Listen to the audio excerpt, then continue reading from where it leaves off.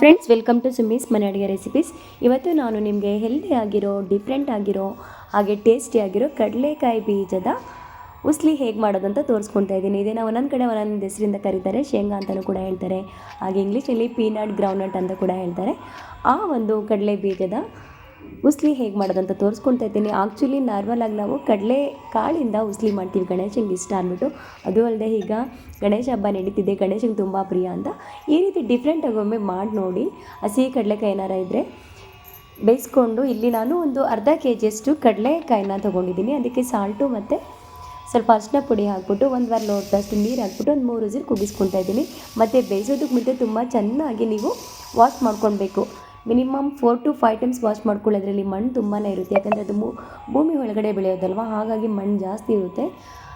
ನಾನು ವಾಶ್ ಮಾಡ್ಕೊಂಡಿರುವಂಥ ಕಡಲೆಕಾಯಿನ ಚೆನ್ನಾಗಿ ಒಂದು 3 ವಿಸಿಲ್ ಕೂಗಿಸ್ಕೊಂಡಿದ್ದೀನಿ.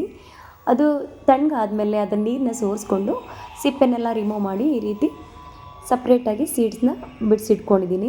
ಈಗ ಸ್ಟವ್ ಮೇಲೆ ಒಂದು ಪಾನ ಇಟ್ಕೊಂಡು ಅಲ್ಲಿ 1ರಿಂದ 1.5 ಸ್ಪೂನಷ್ಟು ಎಣ್ಣೆ ಹಾಕ್ಕೊಂಡು, ಹಾಗೆ ಒಂದು 1/4 ಟೀ ಸ್ಪೂನ್ ಸಾಸಿವೆ ಹಾಕ್ಕೊಂಡಿದ್ದೀನಿ. ಸಾಸಿವೆ ನೀವು ಬೇಕಾದರೆ ಹಾಕ್ಕೊಳ್ಳಿಲ್ಲ, ಸ್ಕಿಪ್ ಮಾಡ್ಕೊಳ್ಳಿ. ಹಾಗೆ 1-2 ಒಣಮೆಣಸಿನ್ಕಾಯಿ, ಕರ್ಬೇವಿನ ಸೊಪ್ಪು, ಸ್ವಲ್ಪ ಹಿಂಗೆ ಹಾಕ್ಕೊಂಡಿದ್ದೀನಿ. ಹಾಗೆ ಇನ್ನೊಂದು ಸ್ವಲ್ಪ ಅರಿಶಿನ ಪುಡಿ ಈಗಲೂ ಕೂಡ ಹಾಕ್ಕೊಳ್ತಾ ಇದ್ದೀನಿ. ಆ್ಯಕ್ಚುಲಿ ಬೇಯಿಸುವಾಗ ಕೂಡ ಹಾಕ್ಕೊಂಡಿದ್ದೆ, ಯಾಕಂದರೆ ಅದರ ಮಣ್ಣು ಜಾಸ್ತಿ ಇತ್ತಲ್ವ, ಅದು ಆಂಟಿಬಯೋಟಿಕ್ ಅನ್ನೋದಕ್ಕೋಸ್ಕರ ಯೂಸ್ ಮಾಡಿದ್ದು. ಈಗ ನಾವು ಬೇಯಿಸಿ ಇಟ್ಕೊಂಡಿದ್ದು ಸಿಪ್ಪೆ ಬಿಡಿಸಿಟ್ಟಿರುವಂಥ ಕಡಲೆಕಾಯಿ ಬೀಜನ ಹಾಕ್ಕೊಂಡು ಫ್ರೈ ಮಾಡ್ಕೊತಾ ಇದ್ದೀನಿ. ಸೊ ಫ್ರೆಂಡ್ಸ್, ಯಾರೆಲ್ಲ ನನ್ನ ಒಂದು ಚಾನಲ್ನ ಹೊಸದಾಗಿ ನೋಡ್ತಾ ಇದ್ದೀರಾ, ದಯವಿಟ್ಟು ಸಬ್ಸ್ಕ್ರೈಬ್ ಮಾಡ್ಕೊಳ್ಳಿ, ಲೈಕ್ ಮಾಡಿ, ಶೇರ್ ಮಾಡಿ, ಕಮೆಂಟ್ ಮಾಡಿ, ತಪ್ಪದೆ ಬೆಲ್ ಬಟನ್ನ ಪ್ರೆಸ್ ಮಾಡೋದನ್ನ ಮರಿಬೇಡಿ. ಹಾಗೆ ಕಡಲೆಕಾಯಿನಲ್ಲಿ ಏನೆಲ್ಲ ಒಂದು ಬೆನಿಫಿಟ್ಸ್ ಇದೆ ಅಂತ ಗೊತ್ತಲ್ವಾ. ಇದರಲ್ಲಿ ವಿಟಮಿನ್ ಇ ಕಂಟೆಂಟ್ ಜಾಸ್ತಿ ಇದೆ. ಹಾಗೆ ಡಯಟರಿ ಫೈಬರ್, ನಮಗೆ ಡೈಜೆಷನ್ಗೆ ಈಸಿ ಆಗುವಂತಹ ಡಯಟರಿ ಫೈಬರ್ ತುಂಬಾ ಇದೆ. ಹಾಗೆ ಹೆಲ್ದಿಯಾಗಿರೋ ಫ್ಯಾಟ್ ಕಂಟೆಂಟ್ ಇದೆ. ನಾನಿಲ್ಲಿ 2ರಿಂದ 3 ಸ್ಪೂನಷ್ಟು ತೆಂಗಿನಕಾಯಿನ ಹಾಗೆ ಮಿಕ್ಸರ್ ಜಾರ್ನಲ್ಲಿ ಗ್ರೈಂಡ್ ಮಾಡಿಕೊಂಡು ಪುಡಿ ಮಾಡಿ ಹಾಕ್ಕೊಂಡೆ. ನೀವು ತುರಿದ್ಬಿಟ್ಟು ಕೂಡ ಹಾಕ್ಕೊಳ್ಬೋದು. ರುಚಿಗೆ ತಕ್ಕಷ್ಟು ಇನ್ನೊಂದು ಸ್ವಲ್ಪ ಸಾಲ್ಟನ್ನ ಸೇರಿಸ್ಕೊಳ್ತಾ ಇದ್ದೀನಿ. ಮೊದಲೇ ನಾನು ಬೇಯಿಸುವಾಗೂ ಕೂಡ ಹಾಕ್ಕೊಂಡಿದ್ದೆ, ಈಗಲೂ ಸ್ವಲ್ಪ ಸೇರಿಸ್ಕೊಂಡೆ, ಯಾಕಂದರೆ ಸಾಲ್ಟ್ ಸ್ವಲ್ಪ ಕಡಿಮೆ ಇತ್ತು. ಸೊ ಮತ್ತು ಈಗ ಲಾಸ್ಟಲ್ಲಿ ಒಂದು ಅರ್ಧ ಹೋಳಷ್ಟು ನಿಂಬೆಹಣ್ಣು ರಸನ ಹಾಕ್ಕೊಳ್ತೀನಿ. ಅಷ್ಟೇ ಫ್ರೆಂಡ್ಸ್, ಕಡಲೆ ಬೀಜದ ಉಸ್ಲಿ ರೆಡಿ ಆಯಿತು.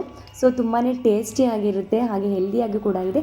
ಮತ್ತು ಇನ್ನೊಂದು ಬೆನಿಫಿಟ್ಸ್ ಏನಪ್ಪ ಅಂತ ಅಂದರೆ, ನಾವು ಇದನ್ನು ಬಡವರ ಬಾದಾಮಿ ಅಂತ ಹೇಳ್ತೀವಿ. ಯಾಕಂದರೆ ಬಡವರು ಅಂದರೆ ಜಾಸ್ತಿ ಬಾದಾಮಿ ಕಾಸ್ಟ್ಲಿ ಅಲ್ವಾ, ಅದನ್ನು ತೊಗೊಂಡು ತಿನ್ನೋಕ್ಕಾಗಲ್ಲ.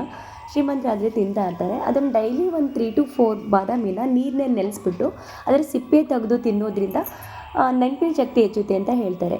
ಅದೇ ರೀತಿ ನಮ್ಮಂಥ ಬಡವರು ಏನು ಮಾಡಬೇಕು ಹೇಳಿ, ಆಗ ನಾವು ಈ ಒಂದು ಕಡಲೆಕಾಯಿನ ಬೇಯಿಸ್ಬಿಟ್ಟು ಅಥವಾ ಚೆನ್ನಾಗಿ ಹುರಿದ್ಬಿಟ್ಟು ತಿನ್ನೋದ್ರಿಂದ ನಮ್ಮ ಒಂದು ನೆನಪಿನ ಶಕ್ತಿ ಕೂಡ ಹೆಚ್ಚುತ್ತೆ. ಹಾಗಾಗಿ ಇದನ್ನು ಬಡವರ ಬಾದಾಮಿ ಅಂತಲೂ ಕೂಡ ಹೇಳ್ತಾರೆ.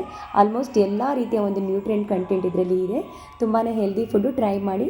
Thanks for watching my channel.